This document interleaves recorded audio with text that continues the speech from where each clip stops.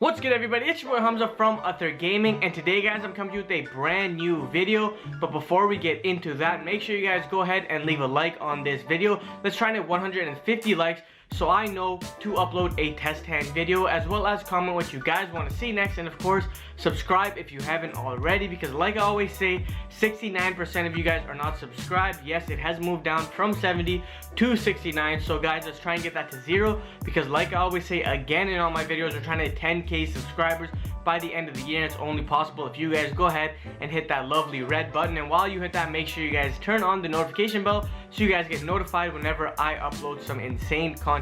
And then of course check out the Patreon down below. But without further ado, guys, let's get straight into this video.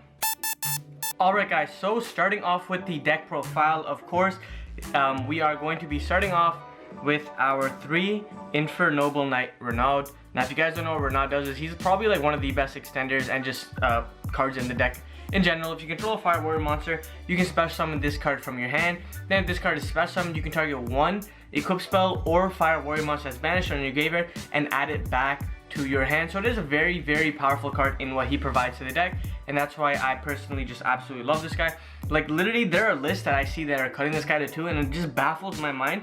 So like, why would you be cutting the best extender in your deck to 2? That doesn't make any sense. Like the synergy, I don't know what to tell you guys. I mean, whatever. Moving on, we play our triple Infernoble Knight Olivier. Now if you guys don't know what Olivier does, is you can pitch one Fire Warrior or one equip spell from your hand or face up to the field to the graveyard and special summon him as a level 1 tuner. Again, he is the second best or probably the best extender in your deck. When the soul gets impermed and ashed and negated and you need to play through like a Nibiru and other things like that, Olivier comes up in that regard. He's very powerful, and again, there are lists that are just literally just playing 2 of these guys and calling it a day, and it just I don't understand why you guys would even be playing these cards like at 2. They're the best cards in your deck, so please guys, just stop playing this card like at 2.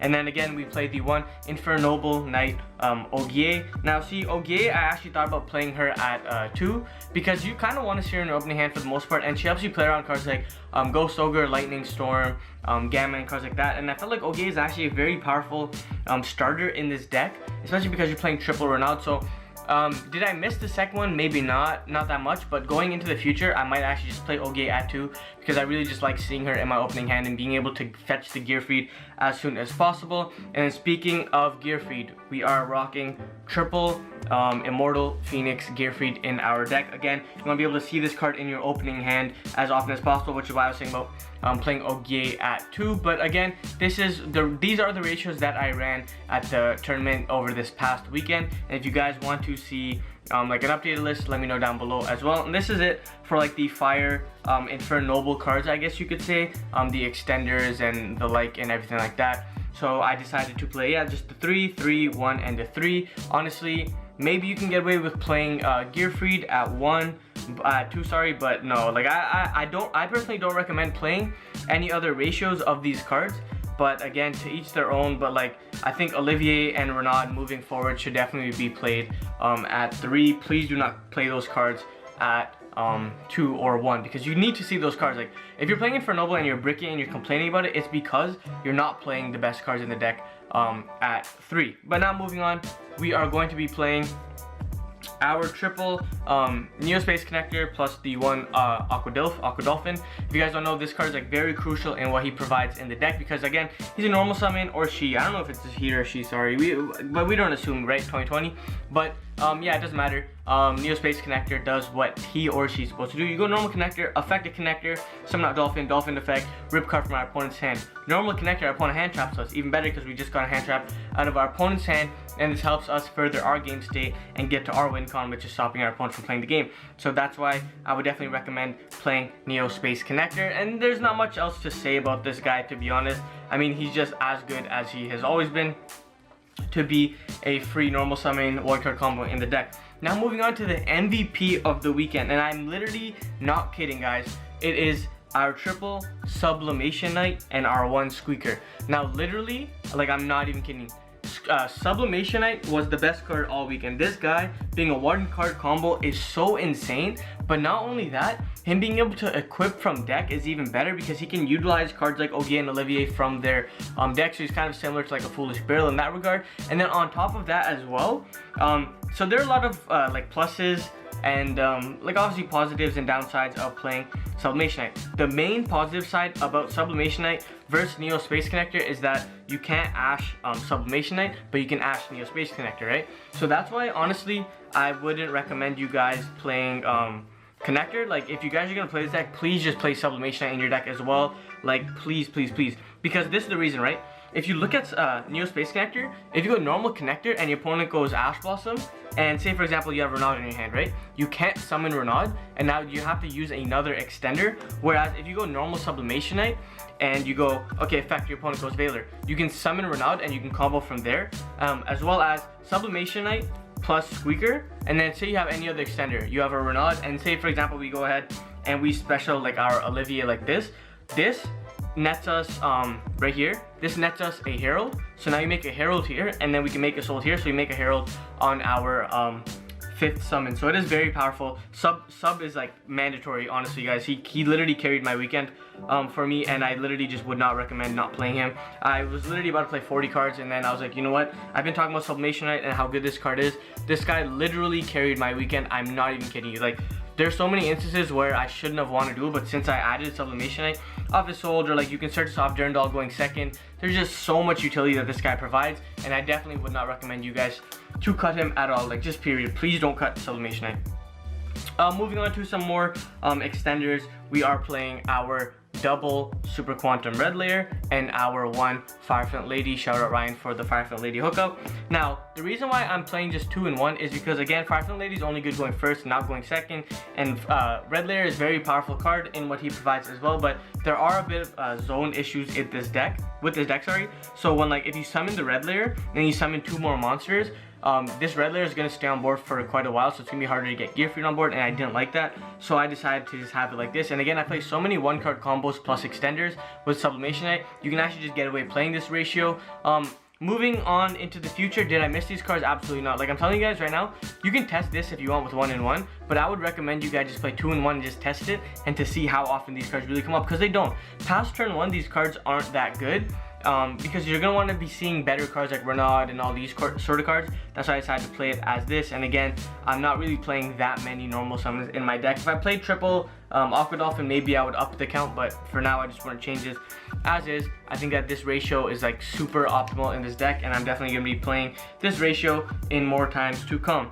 Now moving on to some 1-ofs in the deck and that are mandatory to the combo. We played the 1 Spell Striker. Now if you guys don't know what Spell Striker does is, again, you can banish a spell card, special from your hand, and then he can attack directly in any battle you take with him, like any battle damage you take with the cards you won't take. So it's a pretty cool card. This guy put in so much work just being an extender in general, and honestly I just wouldn't change him. In the combo I play, you do add a level 3, so it's better to just be able to add our Sublimationite. But to be honest, yeah, like you can add these 2, it doesn't matter who, but to be honest, for the most part, I'm always adding Spell Striker because worst case scenario in the follow play he's an extender, and to be honest, I always want to be opening Sublimationite over Connector, but that's just me. Now moving on, a card I was testing this weekend was the TG Striker. Now if you guys don't know what Striker does is he's sort of like a Cyber Dragon where going 2nd, if your opponent controls a monster, you control no monster, you just special summon TG Striker, and he just kind of like plays like that. There was one instance where if he was Genba, it would have worked a little better for me because I could have pitched him off of Olivier and then special summoned Olivier, but all in all, Striker was cool. His special summon effect did come up more times than I actually assumed so I'm definitely not going to cut this card moving forward. I'm just going to rock TG Striker until I can't play him anymore or until it bricks me.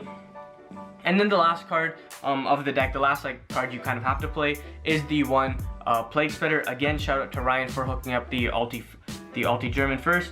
But yeah, so this is the Plague Spreader, very important to the combo. And if you guys notice, I'm not playing Deskbot, and I'm not playing Coltwing, and I'm not playing Battle on Screen. I'm not playing any of that. All you need is Plague Spreader in this deck to combo off, and I did not miss any of those cards. Moving forward, would I make a change? Maybe I'll put a Deskbot in just to kind of like help my combos even further, but again, like you don't want to be playing cards because you're like, oh, if this happens, then I want to be able to play this. But worst case scenario, it's a brick because you're not going to be playing it.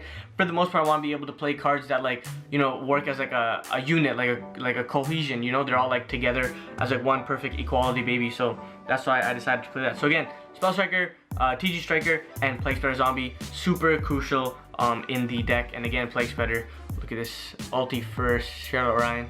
But moving on, now we are going to be rocking our hand trap lineup, our go second lineup. Yes, I play hand traps in this deck. Is our triple side frame gear gamma, again, collector rare. Shout out my boys for getting me this card. So we are playing our triple gamma and our driver, followed by the most versatile hand trap of the format, which is our triple Ash Blossom and Joy Spring, and then again followed by some more good cards. We play our double Nibiru, the primal being. Now this is what I felt like was the best going into the metagame of my locals. Again, you can change this to anything you want. You can play triple Nibiru, you can play more imperms if you want as well, but honestly, we're in a format that's kind of dice roll, unfortunately, so you want to be able to have cards that help you go first and second, and again, these cards did their job. Moving on, I'm probably not going to main Nibiru, to be honest. This card was a little lackluster, honestly, and playing a 2 of it just doesn't feel right. So maybe I'm not going to play Nibiru, but again, Ash Blossom, the most versatile hand trap in the format, being able to hit cards like Disciple, Terraforming, all these cards. Ash is so good, Sovereign Desires as well. And then again, Gamma, because you want to be able to deal with cards like VFD and threaten your opponent for not shotgunning it, so you can play around cards like that. And then again, if like you go like Heritage, your opponent goes Ash, and you just hit him with the Gamma. So yeah, then moving on, we play our triple Tactics Talents, followed by our triple Dark Ruler No More. And this will round off like the utility cards of the deck, the go second cards of the deck, anything like that. If that's what you guys are worried about, this is what I'm playing. Triple Talents, because again, if we get hand trap, we punish our opponent. Triple Dark Ruler, because again, our opponents, like, they see Gamma, so they're gonna play around Gamma. So we can just punish them with Dark Ruler No More. So that's why I decided to play Dark Ruler and Talents. And again, in all my decks, like, you want to be able to go first and go second. So that's why I decided to play those guys as is. So again, Triple Talents, Triple Dark Ruler. Not much else to say about these guys like that. And then moving on, for some more consistency cards, we are rocking triple Heritage of the Chalice. Again, if you guys don't know what this card does, it's basically a Rhoda. And then speaking of Rhoda, it can grab us our Durandal. So again, Heritage and Durandal, super powerful cards when they fight. And again, like I said before, Durandal, the reason why Durandal, and basically you want to be able to get infinite value from your card. So Durandal can actually just search you your 1-card combo. So say for example, you can get into Assault without normal summoning, or our opponent did some play or whatever, and our hands all extended. You go Durandal, grab the Sublimation Knight, and normal summon Sublimation Knight now uses effect, and then you can just fully combo off from there. So that's why I really liked Durandal, because it essentially makes Heritage a 1-card combo going second, because you can go Heritage for Durandal, Durandal gets Sublimation Knight, some Sublimation Knight, and the rest is history from there. So that's why I decided to play, again, triple of these guys, and then, again, this card just makes Sublimation Knight a lot better in like every aspect of the way. And then again, moving on to our one-ofs of Eclipse Spells, we played the 1 Smoke Grenade, Living Fossil, and Divine Sword. Again, I don't play DDR, I don't play anything like that because we are not playing the Power Tool version. So that's why I decided to play just these guys, and that's about it. And then the last one-ofs, we play the 1 Rhoda and the 1 Monster Reborn. So just the 5 one-ofs, I guess, if you guys want to say. Divine Sword, very abusable card, very powerful in what he provides. Definitely not going to cut this card. Living Fossil, super powerful as a Reborn card. Honestly, like I was going to say, a lot of people have been asking me, like, what do I think about Living Fossil over DDR? And the reason why I chose Living Fossil instead is because DDR can only reborn back banished monsters. It can't like reborn back like you mean like can't reborn back like a Herald or something. So Living Fossil is very powerful in what he provides.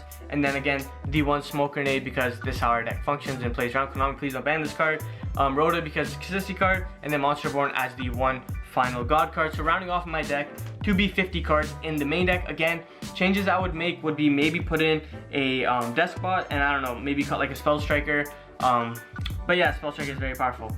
Moving on, guys, we are going to talk about the extra deck now. Moving on from the extra deck, we play the again the 1 Link Cross, and then again we are talking about, of course, we are playing a Link Cross deck, so the 1 Needle Fiber, and then we are playing double Isolde, 2 Tales of the Noble Knights, and then followed by our Nightmare Unicorn, Auroradon, and Axis Kotak. So that's it for the Link monsters in our deck. Again, you make every single one of these monsters. Basically, going first, you always make Auroradon, with Needle Fiber, but going second, you want to kind of like Unicorn Access Code, pop the board, and then summon Gear Freed and attack for game. So that's it for the link monsters. I feel like nothing else is out of the ordinary there. And then again, playing Synchros, we are playing D1 Tatsunoko, D1 Marcher, D1 Herald, the 1 Roland, 1 Coral Dragon, Omega, Savage, and again, our Charles the God. Now basically, Tatsunoko is very important in the combo because like I said before, off of his sold, we're always searching a 3, and the 3 will get to the 6, and the 6 will get to a 9. So if you guys didn't see the combo, guys, make sure to let me know down below, and I can for sure show you guys the combo and test hands of this deck. So again, 3, 6, Marcher, Herald, Roland, Charles, and Savage. Honestly, I don't really make Omega that much. This card's just in for the Dogma matchups where they like Dogma send your cards. You go Omega effect, put cards back, and then just Dark Ruler your board after. So yeah, I mean, nothing out of the ordinary from the X deck. Any changes I would make, yeah, so I didn't really make Omega that much, to be honest, and I didn't really make Nightmare Unicorn that much either. So to be honest, maybe from here I could make some changes, but the reason, maybe not Unicorn, maybe just Omega, but again, like against Dogma variants, you really need the Omega to bait our opponents, so that's why I decided to just play cards like that. Again, you might be able to play like a Trishula or something, but that's that. Now moving on to our side deck, but before we get into that, let's talk about, oh yeah, our field center, and then again, our tokens. We got Zane, this, our tokens, shout out our tokens, of course, mandatory tokens. Now moving on to the side deck, very questionable choices I played, but let's go off with the obviouses. We're playing more Go Second cards, Forbidden Droplets. Again, we're playing 50, and I was anticipating a lot of combo decks, so that's why I decided to play triple Forbidden Droplets. I mean, yeah, there's nothing else to say about it, just Droplets. Nothing much else to say about Droplets. And then some back row hate because again, this format, a lot of people could be looking to play a lot of back row decks. So we are playing triple Cosmic Cyclone, the 1 red Reboot, the 1 Duster, and we are playing triple Lightning Storm as back row cards because I want to see back row. And again, like I said before, I am playing 50, so I want to be able to see at least 2 of these cards in my opening hand. Cards that overperformed were Duster and Storms. Cyclone was okay. Maybe this guy could be evenly going into the future, or maybe Pancratops, but I didn't miss any of those cards, to be honest. That's it for that. And then some 2 spicy cards that I decided to play were No Material. Am I gonna keep signing this card? Who knows? But I mean, Gnome was very powerful in what he provides. Like going first or second, right? He just stuns your opponent from playing the game. Basically, what we want to do is against Dragon Link, they summon Romulus. Then they go to Link Cross, Phalanx, summon 2 tokens. You just Gnome the Phalanx and stop our opponent. Their zones get clogged, and they need multiple extenders to play. If we know that they have certain cards, you can always just Gnome like the Romulus or Gnome like the Striker Dragon. Stop our opponent from playing the game like that as well. So Gnome is very powerful. And against like Zoodiacs and what's the other deck? Invoke, you just stop the Secure Gardna, and I mean, worst case scenario, it finds value. And then I was playing triple Droll and Lockbird in my deck to stop my opponent from searching, but to be honest, my only losses came to Orcust, and I felt like if these cards were Lanceas, maybe I would have had a better chance of playing because I would have more cards to side in, but that's it for that. So just triple Droll, and that's it for the side deck, guys. So that was the video. If you guys want to know my matchups, make sure you guys comment down below, and I'll be sure to let you guys know about my matchups. Alright guys, so that was the video. If you guys liked the video, make sure to go ahead and like the video. Comment what you guys want to see next, and of course, if you've made it to the end of the video and you're part of that 69% that are not subscribed, let's go ahead and turn you guys over to the other percent of you guys that are subscribed. I'm not going to do the math right now. But anyways, guys, this is Hamza from Ather Gaming, and like I always say, keep on shining, never give up on your dreams. Peace.